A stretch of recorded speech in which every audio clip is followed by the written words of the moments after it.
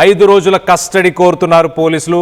సోమవారానికి తీర్పు వాయిదా వేసింది ప్రస్తుతానికి గుంటూరు కోర్టు.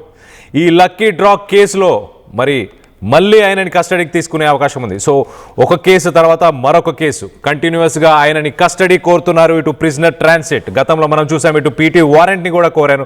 మొత్తానికైతే ఇటు సత్తెనపల్లిలో ఒక లక్కీ డ్రా, ఇటు Guntur principal senior civil judge కోర్టుకు సంబంధించి రిమాండ్ను కోరారు. ఇటు అంబటి రాంబాబు ప్రస్తుతానికి 14 రోజులు జ్యుడిషియల్ కస్టడీలో ఉన్నారు. ఆయన మీద ఆరోపణలు ఏంటంటే ఆయన సంక్రాంతి సంబరాలు అంటూ సత్తెనపల్లిలో మొత్తానికైతే ఒక లక్కీ డ్రాని ఆయన నిర్వహించారు.